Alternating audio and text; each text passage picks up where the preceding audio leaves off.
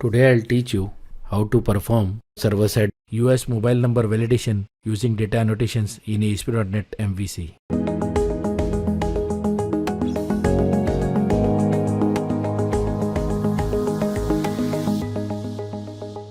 So let's start. So the very first thing, I'll open Solution Explorer, and from there I'll be opening the model class. So here I am adding a namespace system.componentModel.Data Annotations. This particular namespace is required for data annotations. Now inside the class, I am adding a property mobile number, which is a string property.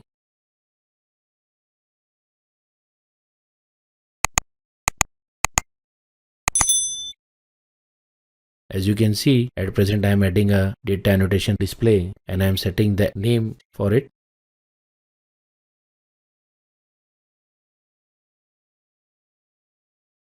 Now I am adding a data annotation required and I am setting the error message for it. This particular data annotation is used for performing required validations.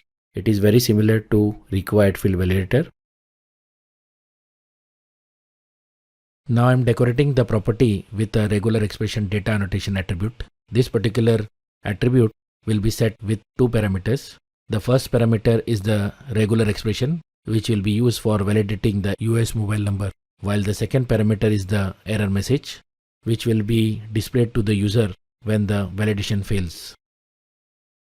So with this, our model class is complete.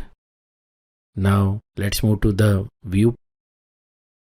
Now inside the view, I'm creating a form using MVC HTML helper method. I'm making use of begin form method. It accepts three parameters.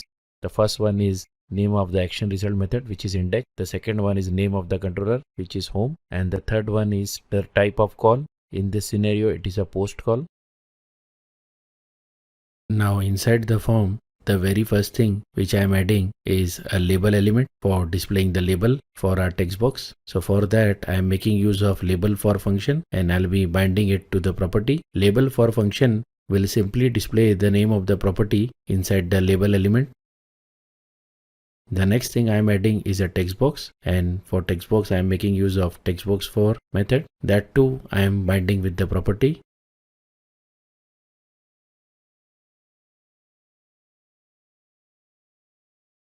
And the third thing which I am adding is the validation message element, which will be used to display the validation error message. Here I am making use of ValidationMessageFor method and I am binding it to the property.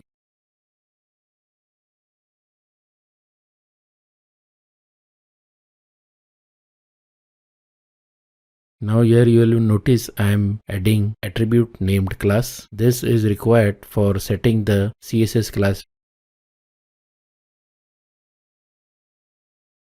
Now I am adding a submit button, and for that I am making use of input element and I am setting the type as submit, which when clicked by the user will submit the form to the action result method.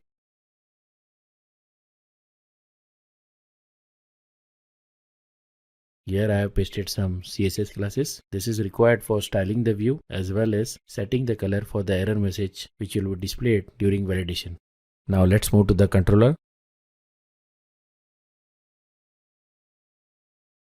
Inside the controller, now I am adding an action result method for handling post call. The reason is that I'll be submitting a form. So that form will be submitted to this particular method. I am naming it as index and I am passing the person model class object as parameter.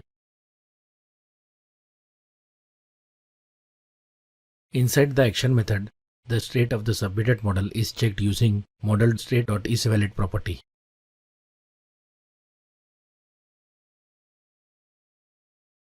In the end, the view function is written which completes the action result method. Now let's move to the top of the action result method where I'll be adding the HTTP post attribute. So with this, we are done with our controller and we can now run the project and see it in action.